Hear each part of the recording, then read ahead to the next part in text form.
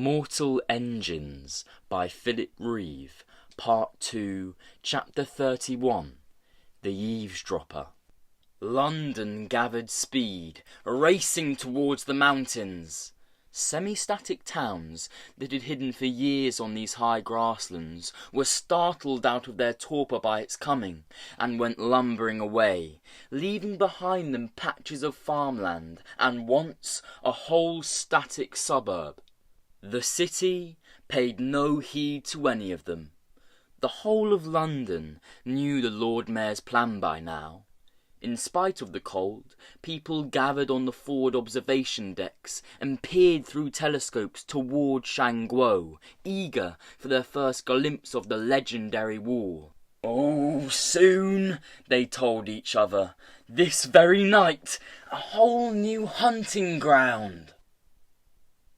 Most people at the museum were used to Catherine and Dog by now, and nobody paid very much attention as she hastened through the lower galleries, with the white wolf trotting behind her.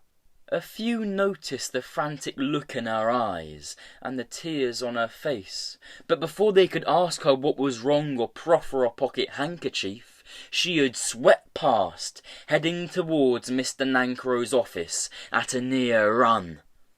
There she found a smell of turpentine and the lingering scent of the art historian's pipe tobacco, but no Nankero and no Beavis Pod.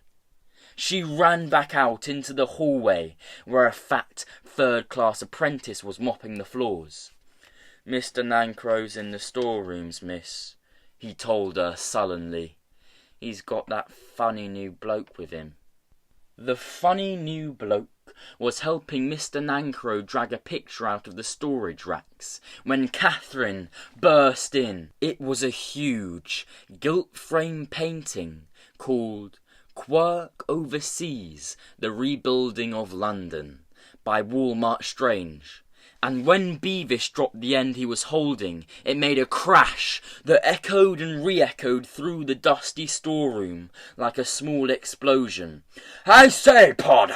complained Nankero angrily. But then he too saw Catherine's face and quickly restrained himself. "You look as if you need a nice cup of tea, Miss Valentine," he muttered, hurrying away into the maze of racks. "Catherine?" Beavis Pod took a few uncertain steps towards her.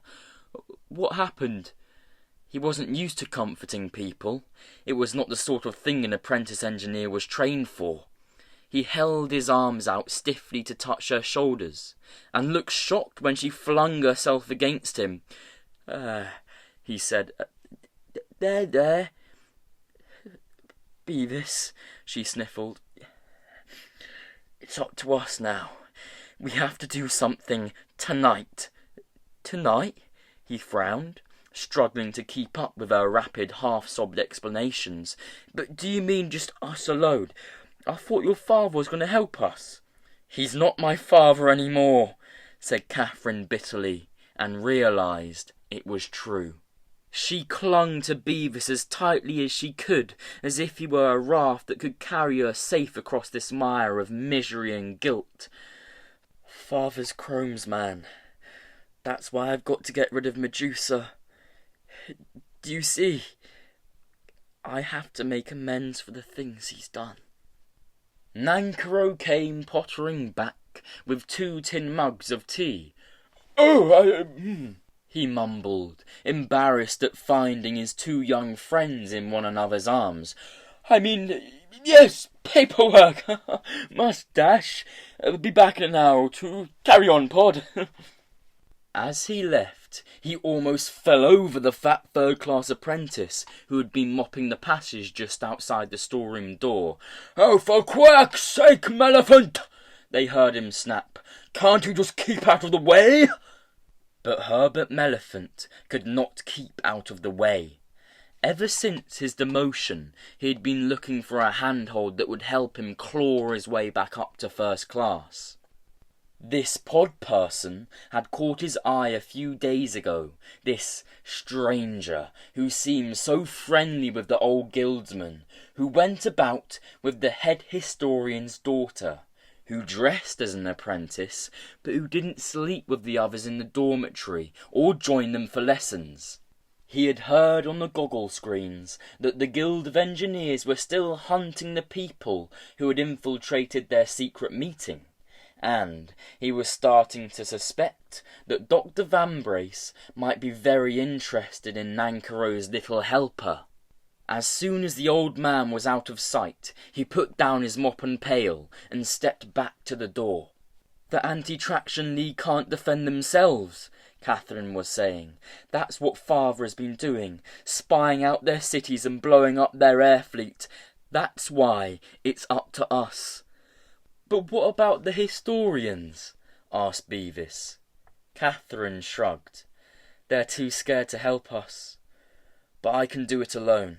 I know I can. Father's invited me to the Lord Mayor's reception. I'm going to go. I'm going to find Father and tell him I've forgiven him, and we'll go to Chrome's party like a happy little family. But while the others are telling Chrome how clever he's been and eating sausages on sticks, I'll slip away and find Medusa and smash it. Do you think a hammer would do the trick? I know where Dr. Argengarth keeps the keys to the caretaker's stores. Oh, there's bound to be a hammer in there.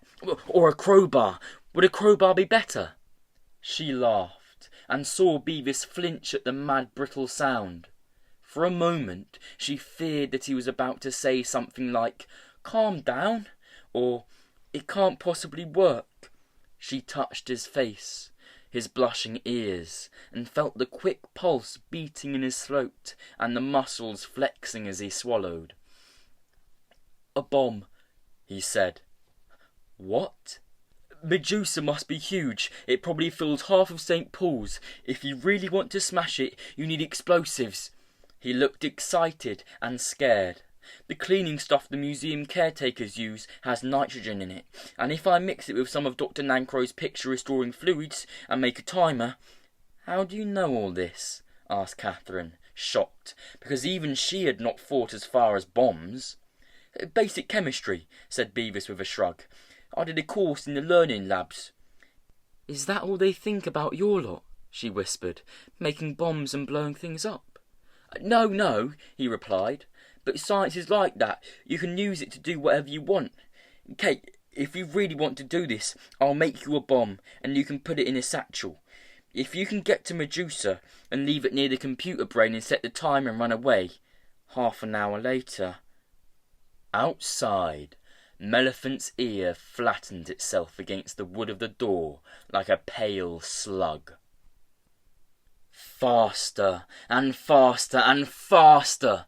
It is as if the Lord Mayor's eagerness has infected the very fabric of his city. The pistons in the engine rooms beat as eagerly as his heart. The wheels and the tracks race like his thoughts, rushing towards the wall and the next chapter in London's great story. All afternoon, Valentine has hunted for Catherine through the park, startling his friends from their suppers by suddenly looming up at the French windows, a dripping wraith in blood-stained clothes demanding, "Is my daughter here? Have you seen her?" Now he strides to and fro across the drawing-room at Cleo House, his boots dribbling water onto the muddy carpet as he tries to walk the wet cold of the park out of his bones, the fear out of his mind. At last he hears footsteps on the gravel drive, footsteps in the entrance hall, and Pewsby bursts in, looking as wet and miserable as his master. "I tracked her down, Chief. She's at the museum. Been spending a lot of time there lately, according to old Creeber on the front desk." "Take me there!" shouts Valentine. "You sure, Chief?" Pewsby studies his own feet, rather than look at his master's feverish, tear-streaked face. "I think it might be better if you let her alone for a bit. She's safe at the museum, ain't she? And I reckon she needs a chance to think things over. She'll come back in her own time." Valentine slumps down in a chair, and the old aviator moves quietly around the room, lighting the lamps. Outside, the daylight is fading. "I've polished his sword. and laid out your best robes in the dressing-room," says Pusey gently. "It's the Lord Mayor's reception tonight, sir. Remember, wouldn't do to miss it." Valentine nods, staring at his hands, his long fingers. "Why did I go along with his schemes all these years, Pusey? Why did I give him Medusa?" "I couldn't rightly say, sir." He stands up with a sigh and heads for the dressing-room.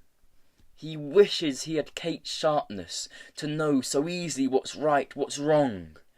He wishes he had the courage to stand up to Chrome the way she wants him to. But it is too late for that. Too late. Too late. And Valentine himself looks up from his dinner, a puree of vegetables and meat substitute, with just the right amount of proteins, carbohydrates, vitamins, etc., etc., looks up at the shivering apprentice historian, whom Vambrace has just thrust into his office, and says, "So, Apprentice Melephant, I gather you have something to tell us."